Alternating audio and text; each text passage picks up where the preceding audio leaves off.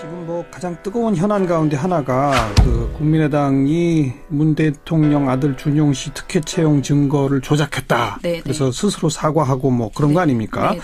먼저 지난 대선 당시에 언론은 이 국민의당의 이 조작된 내용을 어떻게 보도했었는지 한번 점검해 볼까요? 예. 그 당시에 제가 이제 이 방송에서도 말씀드렸는데 문준용 씨 특혜 채용 의혹은 거의 선거 기간 내내 연일 이슈화 되었다라고 해도 과언이 아닙니다. 오죽하면 특별히 추가되는 사실관계가 없을 때에도 국민의당과 자유한국당에서 의혹을 거듭 제기하는 발언을 하면 이것이 다시 언론에서 보도되는 식으로 받아쓰는 식으로 보도 행태가 있었습니다. 이런 상황에서 선거를 나흘 앞두고 나온 국민의당의 녹취는 분명 파급력이 있는 사안이었습니다. 그렇죠. 예, 당시 방송사 중에서 이 녹취를 가장 열심히 보도한 곳은 MBC였더라고요. 녹취록이 공개됐던 5월 5일부터 대선의 바로 전날인 8일까지 MBC는 단 하루도 빼놓지 않고 국민의당이 공개한 녹취록을 보도했습니다. 그러니까 4일간 총 4건을 보도한 것인데요. 같은 기간에 타사는 한두 건만 보도를 했고요. 채널 A는 아예 보도가 없었습니다. 아예 없는 데도 있어요? 네. 2건을 냈던 JTBC와 TV조선 MBN도 5일 국민의당 녹취를 공개하는 것이 한 건 있었고 7일 민주당의 고발 조치를 보도하는 것이 한 건 있었던 것이고요. 양쪽 입장을 하나씩 한 거네요. 그렇죠. 이와 달리 MBC는 의혹 관련 내용이나 그러니까 새로운 내용이나 이벤트가 발생하지 않았는데도 매일 관련 내용을 거의 우려먹기식으로 보도를 했습니다. 특히 아무도 보도를 내지 않았던 5월 8일 보도는 문제가 심각하다 이렇게 보였는데요. 제목이 문 아들 특혜 취업 의혹 사활건 공방이라는 8일자 보도에서 안희정 지사 아들을 선거의 양아들 삼고 있는 아버지를 보면서 준용 씨는 지금 어디서 무슨 생각을 하고 있습니까? 라는 국민의당의 그 자극적인 공세를 그대로 받았었고요. 또 문 후보가 직접 특혜 채용에 관여했다는 정황이 복수의 증인으로부터 확인됐다는 그 자신만만한 국민의당의 입장을 전했습니다. 그리고 또 당시에 자유한국당이 문준용 씨의 사진과 제보 전화번호까지 내걸면서 공개 수배를 선언했었거든요. 근데 MBC가 이 자유한국당의 겁박성 주장도 그대로 보도를 했습니다. 사실 이 내용은 명백한 인권 침해이자 명예훼손에 가까운 내용이었는데 MBC가 이것을 아무런 문제의식 없이 자유한국당의 주장을 받아쓴 것이죠. 그래서 5일 최초 녹취 공개 이후에 국민의당의 그 녹취의 당사자가 누구인지 추가 증언이 무엇인지 공개하지 않았었잖아요. 그런데 이런 상황을 감안하면 4일 내내 이 녹취를 보도한 것 자체가 부적절했었다 이렇게 평가할 수 있겠습니다. 그리고 더불어민주당 측에서 이건 사실이 아니다라고 형사 고발까지 했으면 최소한 균형을 맞춰야 하는데. 그리고 특히 8일 내에 이렇게 길게 보도한 것은 굉장히 부적절했죠. 선거 바로 전날. 네. 방송을 정리해 주셨고 신문은 어떻게 보도했어요? 신문은 6개 신문이 그 당시에 어떻게 보도했나 보니까 동아일보가 5월 5일부터 9일까지 4건으로 가장 많이 보도를 했어요. 중앙일보와 한국일보가 각각 2건을 보도했고요. 반면에 경향신문과 한겨레 그리고 조선일보가 당시 이 내용을 보도하지 않았습니다. 조선일보가 보도를 아예 안 했어요? 뭔가 느꼈던 것 같습니다.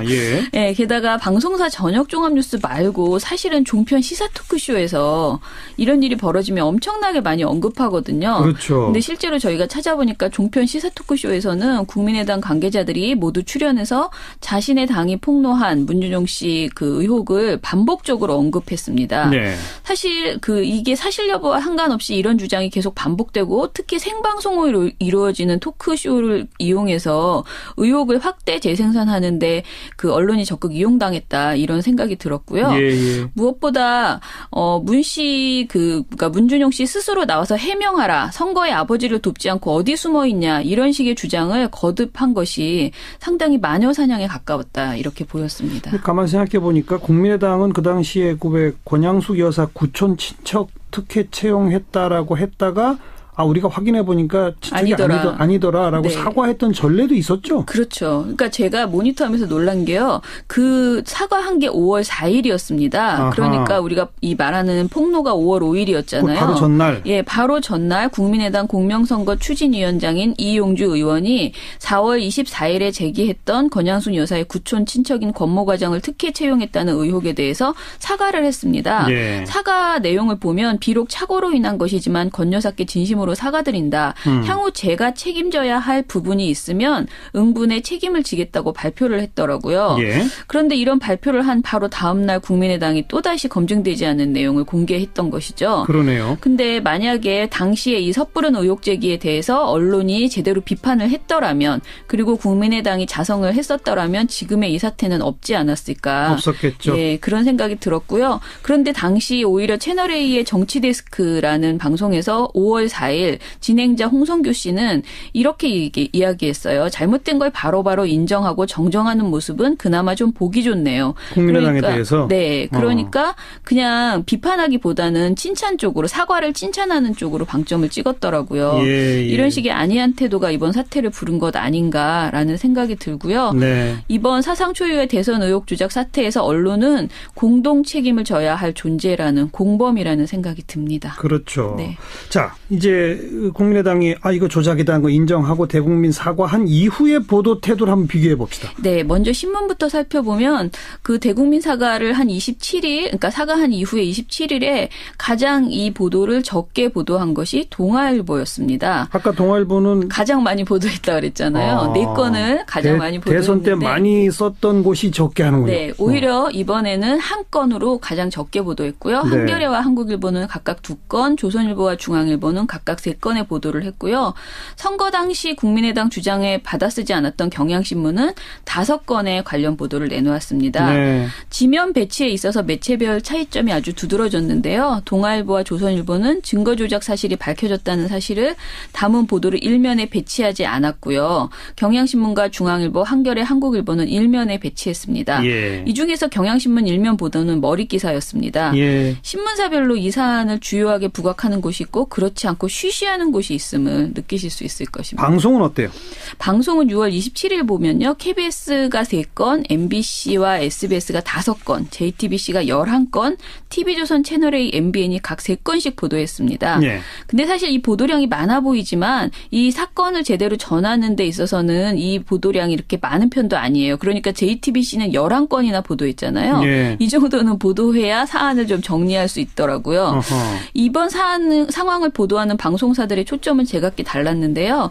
SBS와 JTBC는 녹취 폭로 당시의 부실 정황과 당사자들의 엇갈리는 주장 그리고 특검의 주장에 대한 비판 등을 자세히 전하는 보도를 했습니다. 국민의당이 이거 특검하자라고 주장한 것에 대한 비판? 네네네. 네. 그리고 MBC와 TV조선 채널A, MBN은 검찰 조사 상황과 각 당의 반응만 간단히 전했고요. 특검 주장에 대한 비판은 전혀 하지 않았습니다. 예. TV조선의 경우 유일하게 이 사안을 톱보도로 내지 않고 6번째 보도로 배치했습니다. 네. 그리고 당 차원의 개입을 놓고 이유미 씨와 이용주 의원 등 당사자들의 입장이 갈리고 있는데요. 이것에 대해서 SBS, JTBC, MBN을 제외한 4개의 방송사 모두 구체적으로 비교해주지 않고 두루뭉술 넘어갔습니다. 네. 특히 MBC는 2002년 대선 당시 병풍 사건과 이번 사건을 비교하면서 문준용 씨 특혜 의혹이 남았으니 특검을 해야 한다라고 주장을 했습니다.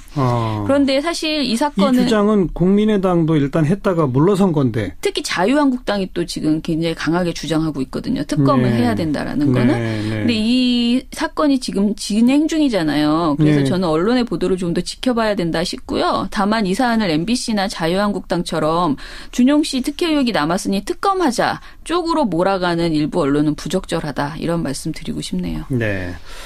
그래요. 자, 이번에는 인사청문회 관련 보도 좀 평가해 볼까요?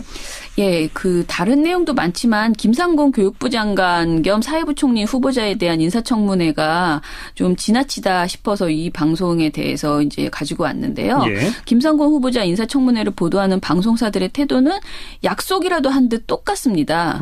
한마디로 논문 표절이 확실하고 사회주의자라서 장관이 될 수 없다고 공세를 가한 자유한국당의 의원의 모습을 그대로 보여주는 것입니다. 예. 여기에 김상곤 후보자의 답변이나 여당 의원의 반론을 조금씩 붙여주기는 하는데 그 분량이 너무 적어서요. 기계적 중립에도 미치지 못했습니다. 네. 29일에 김상곤 후보자 청문회 관련 보도는 KBS, MBC, SBS가 1건, JTBC, TV조선 채널A가 2건, MBN이 3건이었는데요. 지상파 3사의 경우 1건의 보도에서 표절 공세와 사상 검증을 우겨 넣어서 사실상 자유한국당 중계방송이다. 라고 봐도 과언이 아닌 수준이었습니다. 지상파 3사 모두? 네. 대표적인 사례는 근데 MBC였는데요. MBC가 29일 후보 자질 놓고 사활건 여야 대리전이라는 제목의 보도에서 일단은 청문회 전부터 대립을 촉발했던 야당의 벽보 시위가 있었어요. 그랬죠. 근데 이것을 단순 공방으로 처리를 했고요. 예. 그리고 김 후보자의 자료 제출이 미흡하다는 야당 주장을 받아쓰면서 제목만 저희가 요구한 자료를 붙여놓고 남자 이유미가 아니냐 이런 이야기를 들어도 할 말이 없을 것이다라는 김세연 바른정당 의원의 발언 장면을 보여줬습니다. 예. 그리고 또 김 후보자를 국민의당 녹취 조작의 당사자인 이유미 씨와 비유한 모욕성 발언인데 MBC는 이것에 대해서 반론을 하거나 문제의식은 붙이지 않았고요. 예. 의원들이 김 후보자의 무려 1,500건의 그 자료를 제출하라고 요구해서 사실상 불가능한 요구를 했다는 점이라든가 1,500건을 요구했어요? 네네. 그런 와중에 김 후보자가 90%에 가까운 자료 제출을 보였다는 사실도 언급하지 않았습니다. 네. 그리고 또 그대로 다 베꼈어요. 이게 번역서지 논문입니까? 출처 표시 없습니다. 라면서 표절 의혹을 제기한 이종배 자유한국당 의원의 발언도 담았고요. 예. 솔직하게 이야기하셔야 합니다. 나는 사회주의자라고 반성하고 사과할 줄 알아야지라고 외친 이장우 자유한국당 의원 발언도 담았습니다. 예. 이렇게 보도에서 청문회 시작 후 후보자의 질의를 하는 의원들은 모두 자유한국당 의원들의 모습뿐이었습니다. 자유한국당 의원의 질의만 보도를 한다? 예, 그렇게 담았죠. 예. 그리고 MBC는 여당 의원의 정책 능력을 검증해야 되는 오늘 이 자리에 유감을 표하지 않을 수 없고라는 그 박경미 민주당 의원의 모습을 단 한 컷 집어넣었을 뿐입니다. 그러니까 여당 의원은 이 내용뿐이었어요. 원래 청문회라고 하는 게 의혹이 있으면 의혹을 추궁하는 제일 강한 그 야당 의원의 목소리를 담게 되는 보도를 하는 게 네네. 상례 아닐까요? 그렇죠. 예. 그래서 그럼 이게 그냥 괜찮은 건가 이렇게 생각을 해서 보면요. 사실 이번 보도, 그러니까 이번 청문회에서는 굉장히 경론이 있었기 때문에 그렇게 단순히 공방, 그러니까 비판하는 내용만을 담는 것은 사실 매우 편파적이다 이렇게 볼 수 있다 싶습니다. 그러니까 지적하는 게 어느 정도 나갔으면 후보자의 해명도 어느 정도는 꼭 담아야 된다 그거죠? 일단 청문회장에서는 자유한국당 의원들의 표절 공세에 대해서 격한 공방이 벌어졌습니다. 김상곤 후보자는 지금의 기준에서 부족한 부분이 없지 않다면서도 당시의 기준과 관행으로 보면 잘못된 부분이 없다고 표절 의혹을 부인했습니다. 그렇죠. 예, 논란이 된 것이 82년 석사 논문과 92년 박사 논문인데요. 예. 자유한국당 의원들은 석박사 논문 등 250여 곳을 표절했다고 비판했는데 그런데 서울대 연구진실성위원회는 이미 박사 논문의 경우 한국어 문헌들과 관련해서 20여 군데, 일본어 문헌들과 관련해서 24군데가 출처 표시를 하지 않았다면서 연구 부적절 행위로 판단했습니다. 네. 박사 논문이 표절을 의미하는 연구 부정행위가 아닌 부적절 행위인 이유는 완전하게 연속된 2개 이상의 문장을 동일하게 사용한 경우가 없다. 참고 문헌란에는 해당 문헌을 언급하고 있다. 예. 그리고 1992년 무렵에 경영학 박사 논문 작성 관례를 고려해야 한다. 예. 또 연구윤리 위반의 정도는 재반 사정에 비추어 경미한 것으로 판단된다고 제시를 했습니다. 네네. 이를 김 후보자와 여당 의원들이 설명을 했지만 자유한국당 의원들은 이것을 듣지 않고 오로지 지금 기준으로는 표절이라고 몰아붙였던 것입니다. 그렇죠. 예. 네. 현재 기준으로는 표절이라는 주장에도 많은 반론이 제기되고 있습니다. 논문 표절에 관한 학계의 기준이 마련된 것은 황우석 사태가 터진 이후인 2006년이기 때문에요. 예. 그 이전 논문들이 대부분 표절이 될 수밖에 없다는 것입니다. 이 때문에 굳이 공직 후보자의 논문을 검증하고자 한다면 석박사 논문이 아니라 교수가 된 이후에 최근 연구 실적을 보는 것이 적절하다는 지적이 있습니다. 네. MBC를 비롯한 대부분의 방송사들이 이런 반론은 아예 언급하지도 않았습니다. 주로 그러니까 자유한국당의 공세만 보도한다? 네. 다른 방송사들도 MBC와 크게 다르지 않았다. 이렇게 보시면 되겠습니다. 네. 자, 인사청문회 관련 보도까지 정리해봤고 언론계 현황 가운데 지금 또 가장 큰 쟁점 중에 하나로 떠오르는 게 고용노동부가 MBC에 대해서 특별 근로감독에 착수한다. 네. 여기에 대해서 또 MBC가 강하게 반발하고. 네. 이게 지금 맞아요. 뜨끈뜨끈한 뉴스죠? 예. 예. 고용노동부가 그동안 노동탄압 문제가 제기돼 왔던 MBC에 대한 특별 근로감독에 착수한다는 소식이 있었는데요. 그 고용부 서울 서부지청은 문화방송에 대한 특별 근로감독을 착수한다 이렇게 밝혔고요. 예. 언론노조 MBC 본부 조합원은 그 문화방송이 무더기 징계와 해고를 해온 가운데 고용부의 특별 근로감독이 어떤 결과를 낼지 기대가 된다. 있다 이렇게 밝혔습니다. 예, 이거는 노조가 요청한 거죠? 네, 맞아요. 예. 문화방송 노조가 이미 그 근로감독을 요청을 했고 노조의 보도자료를 보면요. 2012년 파업과 조합활동을 이유로 한 부당 징계가 지난 5월까지 71건에 이른다는 것이에요. 네. 그리고 부당 교육과 전보 배치된 사람들은 187명에 이른다고 합니다. 정당한 노조 활동인 피켓 시위, 노보를 배포한 것을 방해하고 사내 전산망을 통한 노조의 홍보 활동도 방해했다고 주장했습니다. 예. 그리고 언론노조와 4년 넘게 교섭을 해태해서 무단협 상태가 유지됐지만 제3노조와는 교섭 진행 8개월 만에 단협을 체결하는 등 노조 간 차별을 자행하고 있다는 점도 제시를 했습니다. 이건 몰랐던 사실인데 그렇죠. 이런 일도 있었군요. 네, 노조는 이 같은 행위가 모두 노동조합 및 노동관계 조정법이 금지하는 부당 노동 행위라고 주장하고 있습니다. 그리고 그런 주장을 고용노동부가 받아들여서 근로감독하겠다. 네, 특별근로감독 하겠다고 한 거죠. 예. 그런데 더 황당한 것은 이런 그 내용에 대해서 MBC가 3건이나 보도를 냈습니다. 29일날 보도를 냈는데요. 당일날? 네. 박근혜 정부 이후 그 MBC에 대한 비판과 개혁 요구가 나올 때마다 MBC는 항상 이것을 뉴스로 대응을 했습니다. 그랬죠. 제가 이런 경우를 대부분 뉴스 사유화라고 말씀을 드렸죠. 예. 그러니까 자신들의 사측의 성명을 자신들의 뉴스를 통해서 계속 발표하고 있다는 그렇죠. 것인데요. 예. 이번에도 2건의 보도에서 사실상 성명을 발표를 했습니다. 먼저 이제 첫 보도에서는 근로감독 그 개시를 알리는 내용을 전했고요. 두 번째 보도에서는 자신들의 성명을 이제 쭉 설명을 했습니다.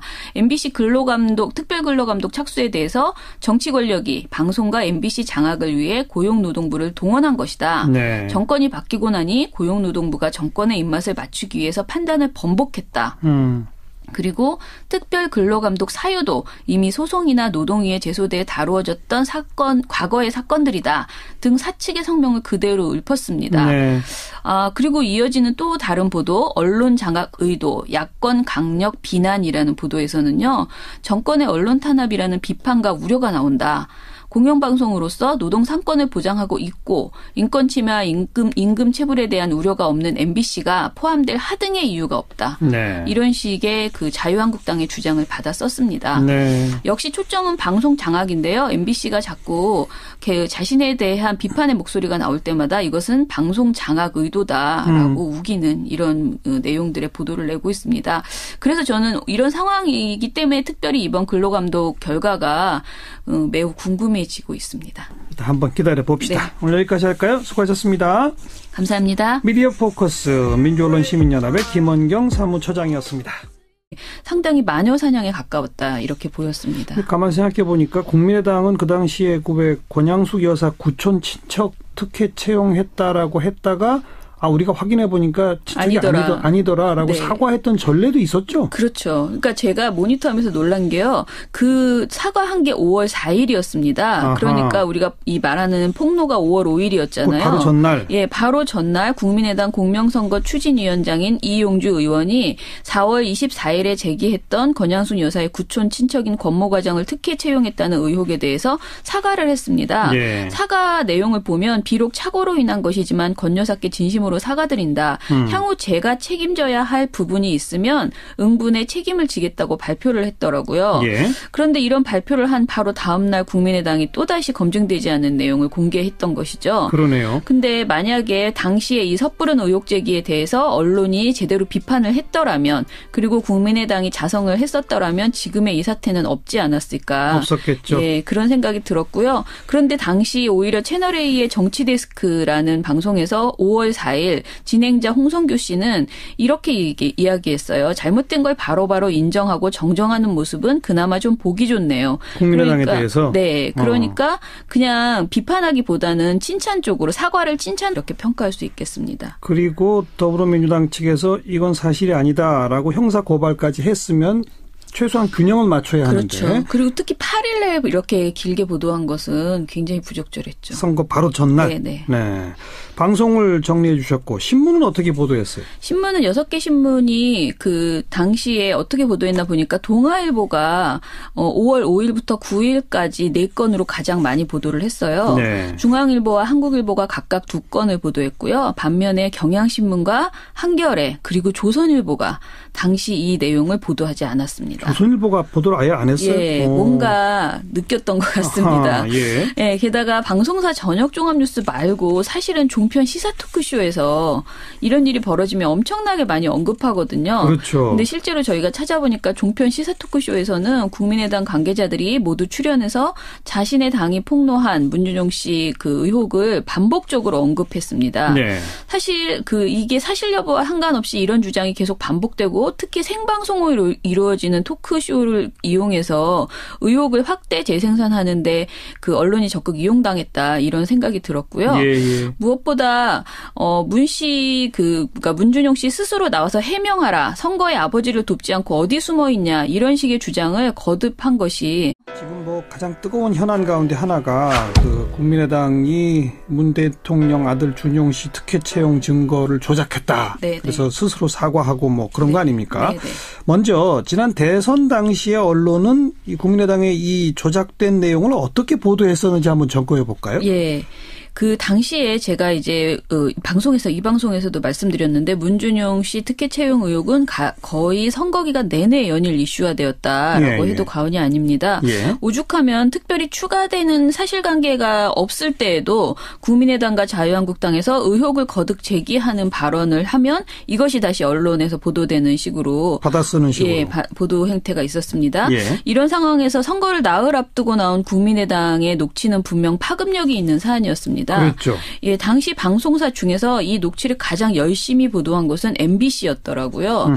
녹취록이 공개됐던 5월 5일부터 대선의 바로 전날인 8일까지 MBC는 단 하루도 빼놓지 않고 국민의당이 공개한 녹취록을 보도했습니다. 예. 그러니까 4일간 총 4건을 보도한 것인데요. 같은 기간에 타사는 한두 건만 보도를 했고요. 채널 A는 아예 보도가 없었습니다. 아예 없는 데도 있어요? 네. 2건을 냈던 JTBC와 TV조선 MBN도 5일 국민의당 녹취를 공개하는 것이 한 건 있었고 7일 민주당의 고발 조치를 보도하는 것이 한 건 있었던 것이고요. 양쪽 입장을 하나씩 한 거네요. 그렇죠. 이와 달리 MBC는 의혹 관련 내용이나 그러니까 새로운 내용이나 이벤트가 발생하지 않았는데도 매일 관련 내용을 거의 우려먹기식으로 보도를 했습니다. 네. 특히 아무도 보도를 내지 않았던 5월 8일 보도는 문제가 심각하다 이렇게 보였는데요.